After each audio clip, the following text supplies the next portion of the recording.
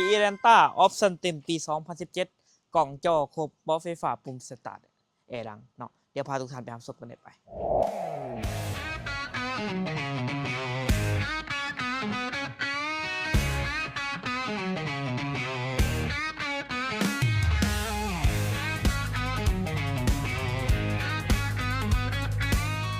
สวัสดีทุกท่านวันนี้ทั้งสองเขาเอง JN เราขาโดนเรา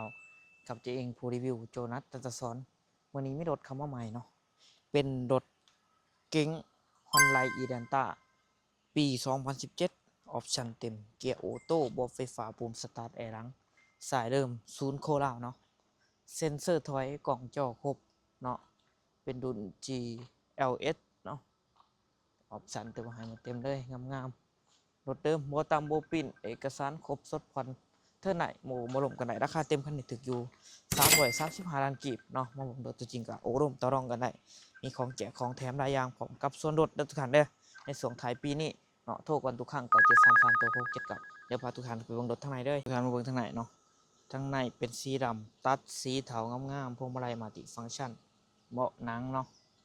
สีสวยเลยเบาะไฟฟ้าเด้อคันนี้เด้อปรับไลท์8ดารับลำโพงลังม้วนอีเดนต้านี่ขี้คักเนาะทางหลังก็เช่นเดียวกันมีแอร์หลังในพร้อมเจ้าอันนี้กว้างขวางสะดวกสบายไม่ออกไปด้านงามเนาะไปบ่มีให้ติคันนี้ก็จะให้มาเป็นมัลติฟังก์ชันเนาะปุ่มสตาร์ทเกียร์ออโต้6สปีดเด้อแอร์เป็นแอร์ออโต้แยกส่วนเนาะแอร์เป็นแอร์ออโต้เด้อทุกท่านเด้อแยกโซนไฟมันเนาะ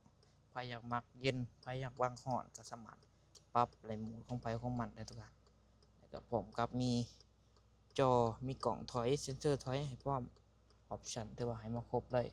เข้มหมอเข้มไหมก็ได้หน่อย80,000ปลายเนาะ80,000 เท่านั้นทั้งถ่ายเดิมๆเลยมิดออกมิดอาร์คเดิมๆโอ้ทำโบปีเนาะทั้งถ่ายตัวนี้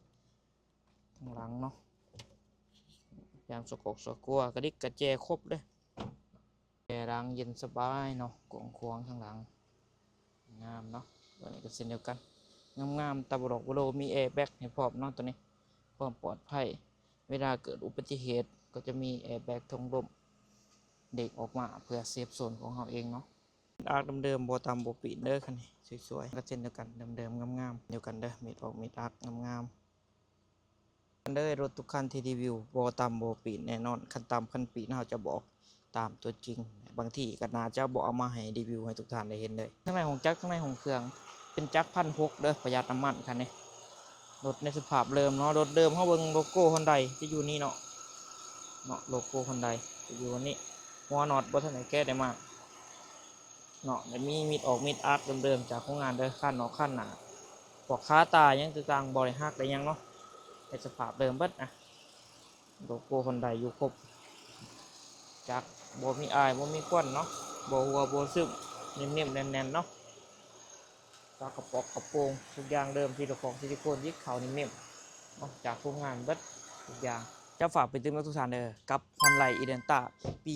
2017 เกียร์ออโต้บอสไฟฟ้าปุ่มสตาร์ทแอร์หลังออปชั่นเต็มเด้อกล่องจอครบเซ็นเซอร์ถอยมีให้พร้อมเจ้าช่วงนี้ราคาโปรพิเศษของแจกของแถมหลายอย่างส่งท้ายปี2025นี้ไปมาก่อนในก่อนมีคันเดียวเท่านั้นราคาเต็มคันนี้ถืออยู่335 ล้านกีบเบิ่งรถตัวจริงกับสมาร์ทโอร่มกันได้ต่อรองกันได้รถอยู่ปากเซ่เด้อทุกท่านเด้อถ้าได้มากกระทักมาได้9733ตัว679ฝากติดตาม